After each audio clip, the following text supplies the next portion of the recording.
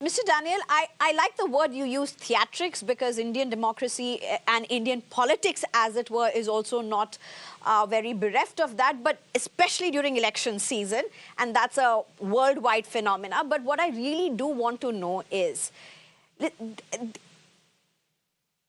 it's not just that Jagmeet Singh has pulled off from the government. He's very clearly indicated that he is going to be running for the elections as well. It means he's going to be running for the post of a prime minister as well, which means that he's most likely going to be giving a competition to Justin Trudeau. Now, if that does happen, for a very long time, we have seen Jagmeet Singh, his party has been hugely important to the survival, in fact, first the formation of the Trudeau government and then the survival of the Trudeau government. If he does run parallelly for the post in the election, how is this going to play out in terms of elections? Because as we understand, his rise has been quite steep. His party is the third largest when it comes to the opposition, though in the opposition the varying numbers are very different. But Daniel Bordman, how's this going to be playing out? Well, sorry, it is a foregone conclusion they would be running separately. Even if they still had this supply and confidence agreement, they'd still run separately. It's Canadian politics where they're always going to run against each other. He's the third biggest party. So there's going to be 5 to 6 people who are guaranteed to be running for prime minister, but they don't run against each other in specific.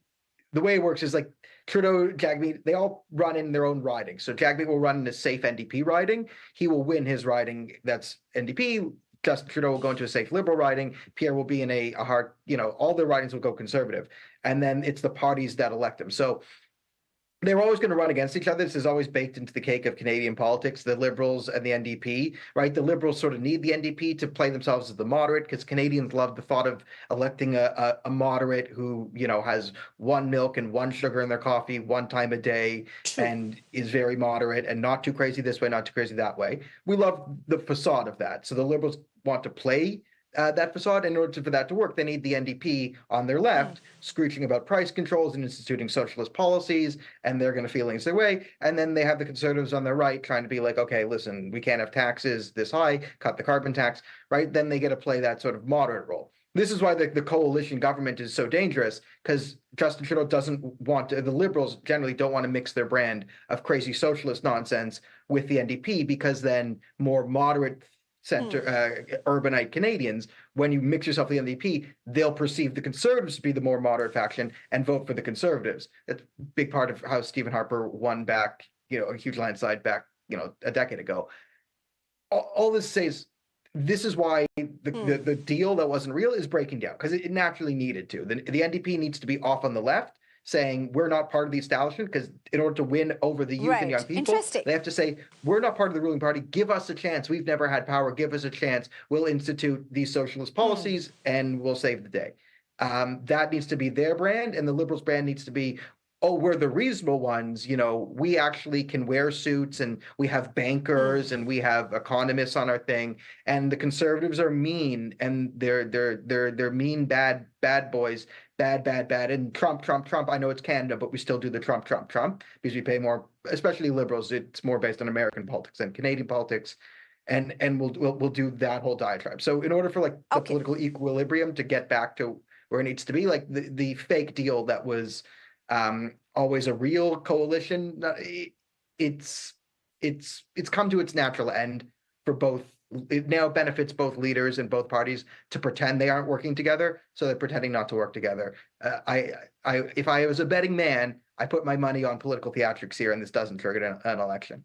But I've been wrong before. All right. Okay. Can I just get in Prabhu Dayal at this point? As a former ambassador, particularly at a time when India and Canada's relations have quite nosedived, say, over a span of 1 year. Many have said it's been on tender hooks. The Khalistani issue, the pro-Khalistani issue, particularly out of the Canadian soil, has been huge, and India has registered some very strong protests. Trudeau and Jagmeet both have been pandering to almost the same vote bank. Both were rivals, they turned friends. they, as a panelist you just heard, they pretend to be rivals at this point. Let's just take it. Is there anything that's going to change for India, Canada? I mean, how is India going to be viewing this? Well, first of all, you have very correctly said that during the last 1 year, India-Canada relations have nosedived. And this phenomena has taken place because of the policies of Justin Trudeau. Now, as regards the equation between the conservatives in India, well, certainly there would be a chance of improvement. So personally, I think that most Indians would like to see the back of Justin Trudeau. Now, why has there been this falling out between Jagmeet Singh and Justin Trudeau?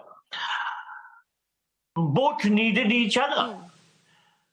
Trudeau needed Jagmeet Singh for the votes which would prop up his minority government.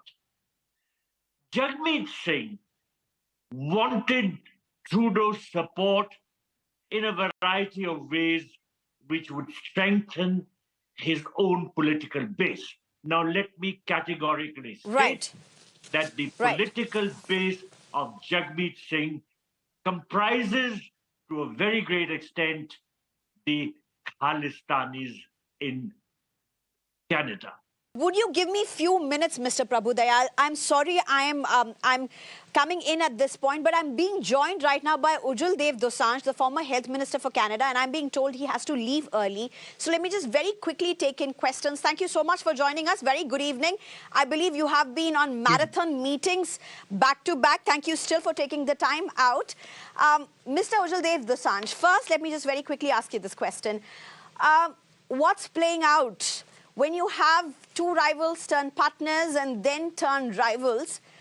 How is this to be looked from the Indian prism, not just the Indian prism, India as a country, but also the Sikhs who are living in Canada? So many Indians, Indian origin citizens of Canada, including, of course, the pro-Khalistanis. Well, first of all, I don't think it matters to Indians or Sikhs who the leader is, if it happens to be one of them. All good and well. The separation between the split between the two political parties on their agreement, sort of a normal thing. This minority government has lived much longer than the usual life of a minority government in Canada. It was beneficial to Mr.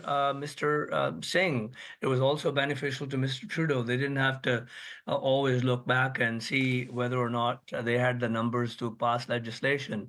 Now I think it's time. Mr. Singh is being criticized by the Conservative Party. They call him Sellout Singh.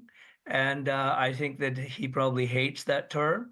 And therefore, he needs to break the ties with the Liberals, and he's done so. I don't think we should read too much into it from India's point of view, except that he is a Khalistani sympathizer.